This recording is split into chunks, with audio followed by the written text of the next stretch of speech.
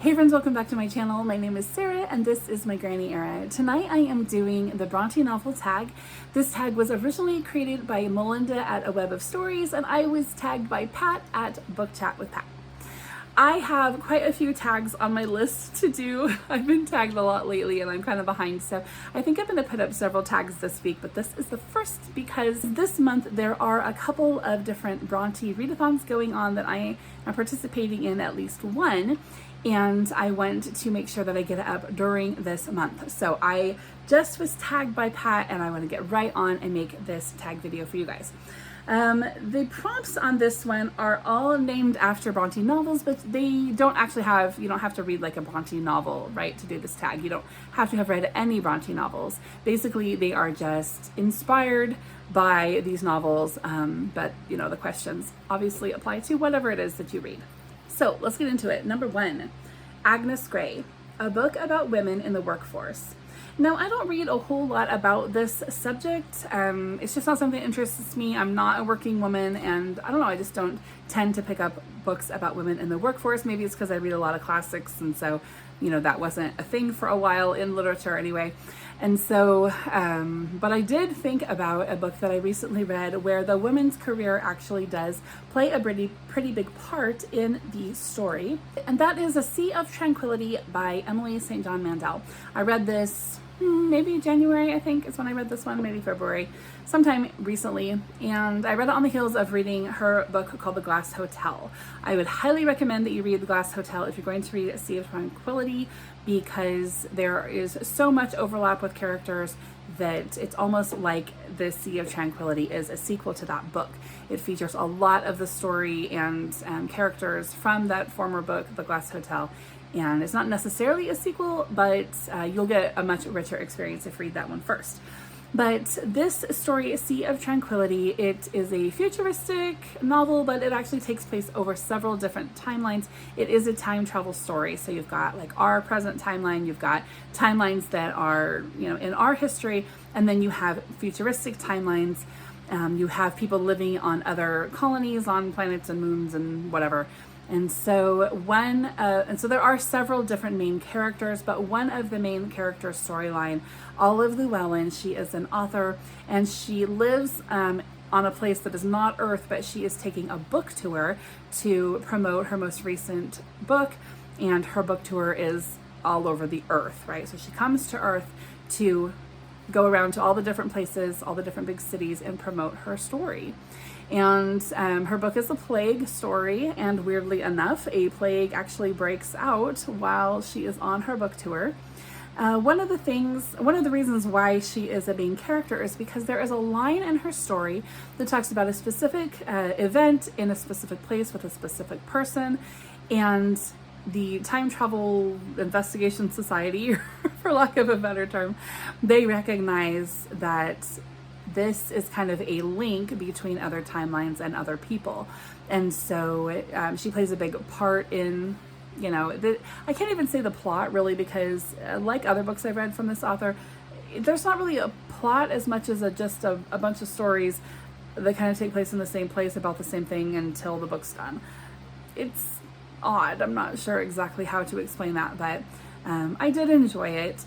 Right, prompt number 2 is Jane Eyre, a coming-of-age novel centered on a female character. Now, I am going to talk about this more in my next reading wrap-up video. This is The Breadwinner by Deborah Ellis, so I won't go into a lot of detail here, but the story is a middle-grade fiction book, and it's basically telling the story of a young girl who lives in Afghanistan under the Taliban, and events happen that make her have to pose as a boy and go out to work to provide for her family. And so in so doing, she is exposed to people and situations and truths that are very difficult for her that she wouldn't have been exposed to had she lived the life of the rest of the women in her family who are not allowed to leave the house except under very strict circumstances. And so that whole, all the things you can imagine, she definitely has a coming of age experience. There are 3 more books in this series, which I already have on order. They should be here any day now. I can't wait to read them. This book really opened up my eyes to some things that I was not aware of, changed my perspective. I'll talk all about that in details, like I said, next time I make a book wrap-up video, but that is the one that I'm thinking of when we're talking about coming of age most recently. Number 3, The Professor, a book by a favorite author that is not your favorite. So Kate Morton is one of my favorite authors, but there are a couple of her books that I didn't love as much as others. I remember specifically her book called The Clockmaker's Daughter. I didn't enjoy so much. Now she writes kind of like modern Gothics, right? They're not like scary or even that suspenseful. They just kind of take place in a Gothic sort of setting where you have like the old house and the young woman, and there's a mystery, and there's usually like a old woman or some kind of connection to somebody who has information from the past, right? There's a book or a document or a letter or something like that involved. It's just kind of one of those stories. I just love those stories that eat them all up.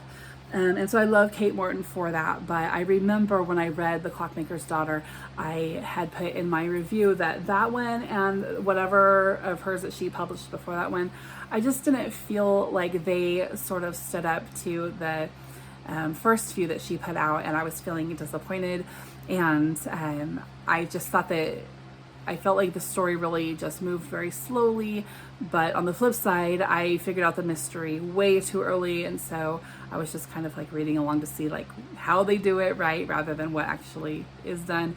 And so it just kind of let me down. I felt disappointed by it. I just didn't love it as much, but if it would have been my first Kate Morton, I would have adored it, but it just wasn't the same as her others. And then her most recent one, and I can't even remember, The Homecoming, that's what it's called. Her most recent one, The Homecoming, I felt like she did kind of redeem herself a little bit in that one. I liked it better than the previous two. So I would love to read something else. If she comes out with anything else, I will pick up by her. She is an auto-buy author for me, for sure, but I just didn't really love that one.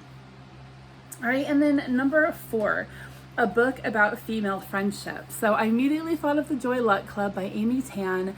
This book I have read several times throughout my life, different seasons of my life, and just got different things out of it depending on my age and what I was going through or had gone through or whatever. So the book features 4 mothers and 4 daughters. Pretty sure there's 4. And mother-daughter pairs, and the mothers are Chinese immigrants to America. The daughters have all been raised as American girls, and the story really in a nutshell is that these mothers, they don't want their Chinese culture and their ways to be lost in the generation, right, in the time between their adulthood and their daughter's adulthood. And so they're trying in different ways to help their daughters to see the importance of remembering these old ways, and don't become so American that you forget that you are Chinese, right? Don't lose your culture. It's very important to the mothers that they are heard and that they are understood by their daughters. And then on the flip side, the daughters are just, they don't even want to hear it. They don't care.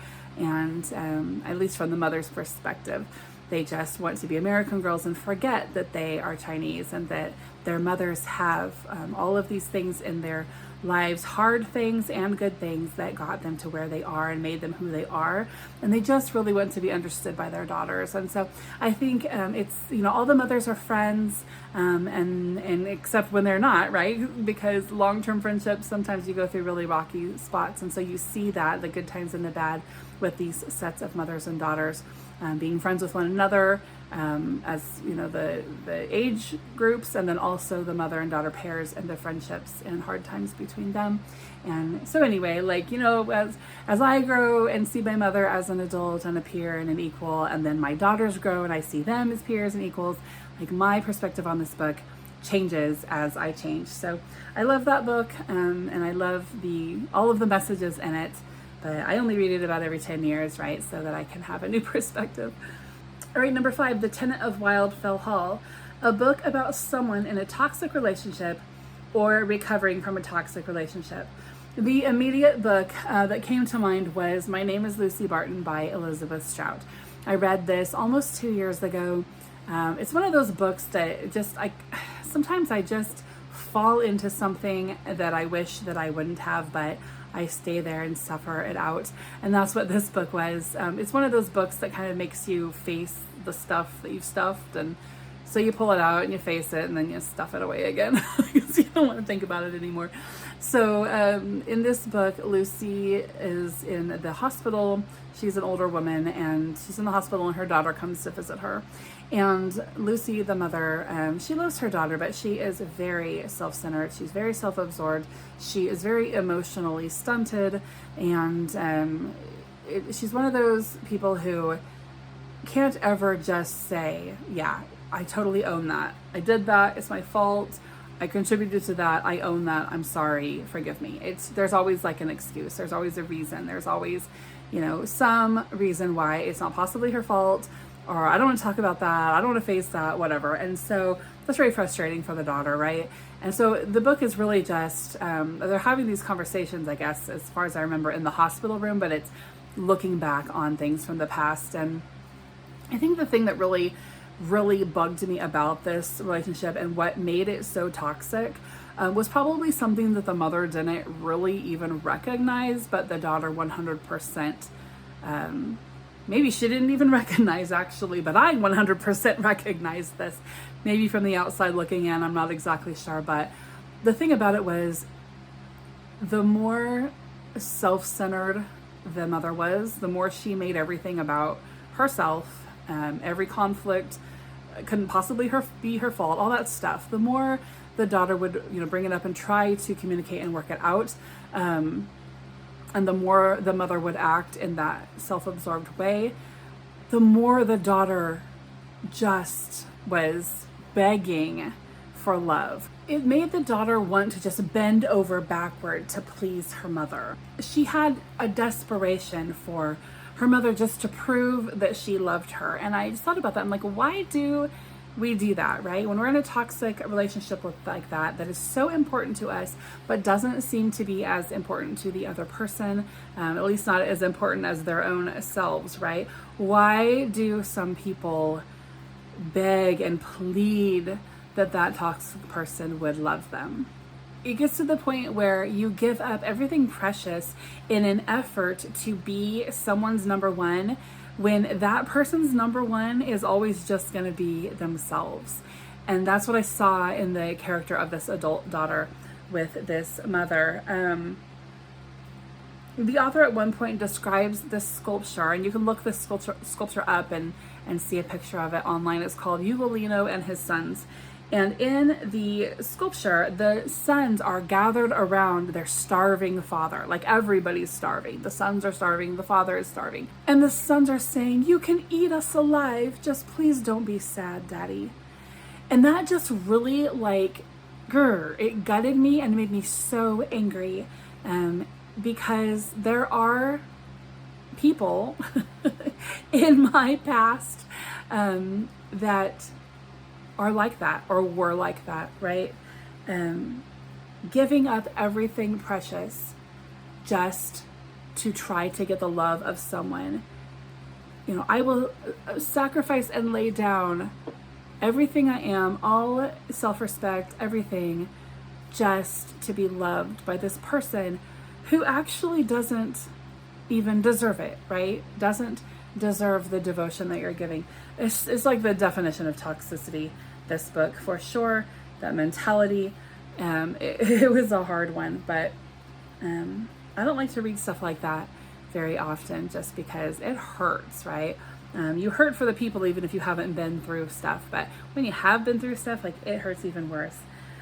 All right, let's move on to something happy. Number 6, Villette, a book about a character in a new land. So this is not a fictional story. It's actually a compilation of stories about people who landed and came into America through Ellis Island. So it's called Island of Hope, Island of Tears. There's several different authors, and it's a story, and it's just a book of stories of those who came to America through Ellis Island, what that experience was like, what acclimating into the U.S. was like. I enjoyed reading through the stories, especially at first. After a while, the stories got kind of repetitive, and they actually recycled actual stories, and even sometimes recycled their commentary on it. So after a while it got like, come on, there's like hundreds of thousands of people coming through Ellis Island. Can't you, you know, find some more stories to add in here instead of picking out the same ones and talking about them again? So that got kind of annoying, but Ellis Island has always really interested me because my own family came to America on my dad's side. They did come right around 1901, I think, is when my family came down from Quebec. And so they didn't come into Ellis Island, but they came in at a different port in Maine, I believe. And they settled in Maine anyway, but one of the family stories is how our name was changed at the port. And I always thought that was so unfortunate because after I became an adult and the internet became, you know, a big thing, I have done some family genealogical research, and I found out the actual spelling of our name, as at least according to documents from Quebec. It's very different from the name I grew up with. So the name spelling as it should be is this. The name spelling as it was is this. So instead of having this beautiful French name, I ended up being Sarah Boring all through my life, Sarah Boring, because we pronounced it Bory, and they would call me Sarah Boring. Poor me. But the reason for that was just, you know, a language barrier, right? When my great-grandfather came to the port and told everybody his name, they didn't know, they hadn't heard that French name, and so they wrote down what they heard, right? The best that they could, I'm sure, in the spelling that they thought worked. And the grandfather at the time may not have even realized that his name was going to be butchered for all eternity by the spelling that was written down, because maybe he didn't understand how that would be pronounced in English, right? And so when the you know, the clerk heard him pronounce his name in French, he wrote it down phonetically maybe, and then everybody called him Bory forever. So understandable, but anyway, it talks a lot about that kind of stuff in this book, and just how, you know, lives were changed, right? And if they just couldn't understand you at all, like, they would just write down whatever, and that just became your English name, and there you go. Unfortunate, but also understandable. Like, what can you do, right? If you don't speak the language, you don't speak the language. So, all right, number 7, Wuthering Heights, a book where a house or other building plays a major role. So I thought of this book called Black Rabbit Hall. It's by Eve Chase. She is a British author, which I just recently realized, and that is why I can't find her books anywhere in any of my bookshops, but I would really like to read more by her. I remember having mixed feelings about this book. Like, there were parts of it that were really great, and then there were parts of it that were just, I don't know, not so great. But it's kind of a dual timeline also. It's a Gothic historical novel. And the reason that the house plays a big part, because I think, if I remember right, there's a young woman in modern times who she remembers that house from her childhood, and she wants to have her wedding there. And so she goes to sort of look over the house, and for some reason her fiance gets called away or something, and she ends up like being trapped at this house, and she can't leave. And then it will switch back to the timeline in the past that talks about some of the yucky, weird, and controlling things that went on at this house. And some of it was just really hard. In the historical timeline, the mother of this family is just such a loving and doting mother. She just lives for her children and husband, and then she dies. And just the way that is written, and what happens to those children after emotionally, what that family goes through emotionally, it just really hit me. And it just made me think. Several times I just stopped and paused, thinking about just taking everything in, right? I'm a mother of 9 children, and I have a very happy marriage and happy home life, and everything's just really great here. And just what would happen to my family and my children, and just the emotional state of everybody if I were to die as young as this mother did. It's just horrific, right? And so anyway, it just really stayed with me. But then there were other parts that I was just like, what is this? So anyway, for the most part, I gave it 3 stars. Oh, I know why. It's because after like chapters and chapters and chapters and chapters, you find out a really essential piece of information about the modern girl's timeline that makes her story not mysterious, but it's kind of like, for the first part, until you get to there, you think that the story is about this, and you think it's about this mystery, and so you're trying to solve this mystery. And then it gets to the part where it reveals this information just sort of offhandedly, and you're like, and you realize the story was never about that mystery at all. It's more that the author just like forgot to tell you this piece until 75 pages in. It really has nothing to do with the outcome of the story at all. It just wouldn't have made you, obsess over that from the beginning if she would have just told you this part. It's just really weird. It's one of those, like, I don't know, I know there's a word for it, but it's like, if Agatha Christie like wrote this whole mystery novel and then at the very end it's all solved by like information that they just happen to be like, well, the character was this and that's why it all came out that way, and you're like, you should have alluded to that, right? And I know there's a term for that and thing. If you guys know, I don't know if you know where I'm going with this, but anyway, it was kind of like that. And I think that I remember writing in my Goodreads took this book from a 5-star to a 3-star immediately, because I was like, that was not well done. I don't even know what the reason for that was, because it didn't lend anything to the story. She could have told you that at the beginning, and then, it wouldn't even have been a thing. But anyway, obviously, if I tell you what that is, then I'm spoiling the book, and so you have to read it and be annoyed for yourselves. All right, guys, and that's it. Number 8 is to tag some people, so I will tag some people. But if you want to do this tag, definitely do it. And make sure and tag me if you do, so that I can come back and watch your video. Guys, I hope you're having a great day, and I will see you soon. Bye-bye.